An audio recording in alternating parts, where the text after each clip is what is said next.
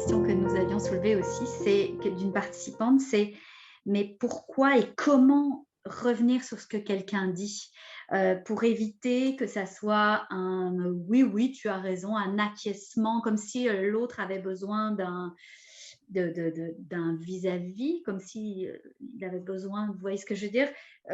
C'est comment intervenir suite à la prise de parole de quelqu'un, comment faire un lien sans faire croire que c'est comme si on disait oui, oui, tu as la bonne réponse. C'est un peu ça qu'on se posait comme question. Puis comment on fait par rapport à un groupe qui attend toujours que l'animateur relance la parole, toujours en passant par l'animateur. Donc il y avait cette question-là. Peut-être que je pourrais commencer par répondre à celle-là parce que c'est celle qui a été posée dans mon groupe. Puis, donc, par rapport, et d'abord, j'ai pas toutes les réponses à vos questions. C'est la pratique qui nous donne des réponses à tout ça. Hein. C'est vraiment la pratique.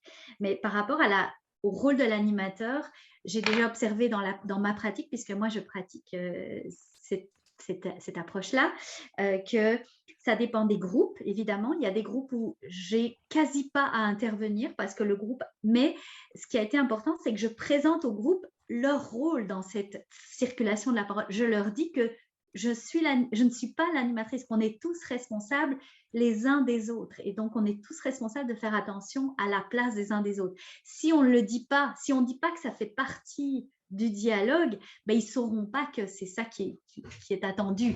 Donc, il faut être clair. Donc, c'est pour ça qu'on explique au fur et à mesure les critères qu'on vous a présentés ce soir. On les sort pas d'un coup au groupe, là. On en alerte un au fur et à mesure.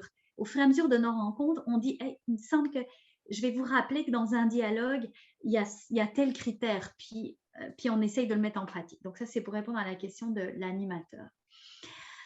Je vais aller dans l'ordre.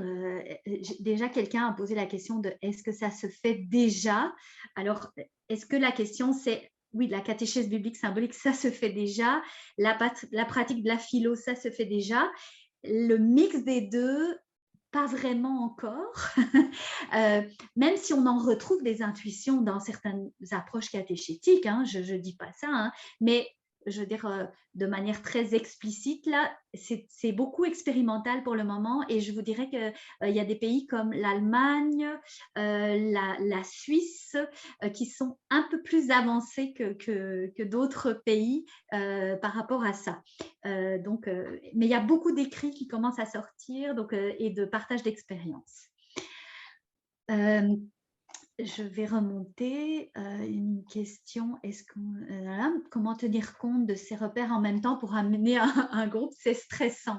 Alors là, c'est marrant, c'était la même remarque que François dans notre équipe du séminaire. Qu'est-ce que j'ai envie de répondre à ça? Mais j'ai envie de vous dire, justement, on n'est pas obligé de les prendre tous ensemble, les critères. D'ailleurs, juste vous dire,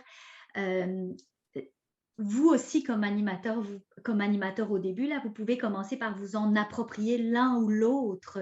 L'idée n'est pas de tous se les approprier d'un coup. Peut-être commencer par ceux que vous trouvez les plus pertinents et surtout mettre le groupe dans le coup, leur rappeler que la manière dont on dialogue est aussi importante que le propos qui va être échangé. Donc, leur dire, vous savez, ce soir, on va être attentif à, par exemple, donner des exemples, ou ce soir, on va être attentif aux voix timides. Et donc, vous donnez 2, 3 objectifs à la fois, pas plus. C'est sûr que ça ne se fait pas tout d'un bloc. Et puis, en plus, je peux vous dire que j'en ai sélectionné seulement quelques-uns. Il y en a encore plein d'autres. Donc, c'est très, très vaste comme champ. Mais ça se fait un petit bout à la fois. Et juste vous préciser que dans la pratique de la théologie avec les enfants, il y a toujours des observateurs qui ne participent pas au dialogue et qui, à la fin, font ce que vous avez fait ce soir, c'est-à-dire ils nous aident à voir comment on a dialogué ensemble. Et donc, eux nous aident à nous approprier les critères au fur et à mesure. La question du silence a été dite chez nous et là j'ai fait mon autocritique. Dans l'enregistrement que vous avez vu, moi je trouvais que je parlais beaucoup, donc j'ai encore beaucoup de choses à apprendre comme nous tous, et notamment la place du silence. Et là j'ai parlé personnellement de moi j'ai du mal avec les silences et c'est comme si je manquais de confiance dans le silence et de confiance dans la parole silencieuse ou dans la parole qui est en train de mûrir donc il y a une question de confiance de l'animateur et du groupe, mais ça se construit, mais par contre je pense que à nouveau ça peut être dit. Donc si vous dites aujourd'hui aujourd'hui on va faire attention, on va se donner plus de temps de silence, mais ça va être ça votre objectif de la soirée, de la rencontre par exemple, de respecter, et donc on est tous responsables alors de ça, pas juste l'animateur. Qui ne peut en effet pas tout faire. Je ne sais pas qui a écrit cette question, mais c'est clair. C'est pour ça que la pratique nous encourage à être tous attentifs à ça, en fait, pour qu'on s'entraide. Alors, il y a une question. Que faire avec un participant qui parle trop? Alors là, déjà, comme je vous ai dit, nommer que dans le but, qu'un des buts, c'est d'apprendre à dialoguer ensemble. Donc, je nommerais carrément le critère de dire apprendre à faire le deuil de ma parole quand je parle. Parfois, oui, je ne pourrais pas dire ce que j'ai dit, mais c'est pour favoriser les autres. Et donc, moi, je dirais carrément explicitement le critère et pourquoi pas ouvrir un dialogue par rapport à ça. Dire, qu'en pensez-vous de ce critère-là, d'apprendre, nous, à nous taire pour laisser de la place aux autres? Qu'est-ce que vous en pensez? Est-ce que ça dit quelque chose aussi de notre façon de faire catéchèse, là? OK? Donc, moi j'irais vers ça. Alors,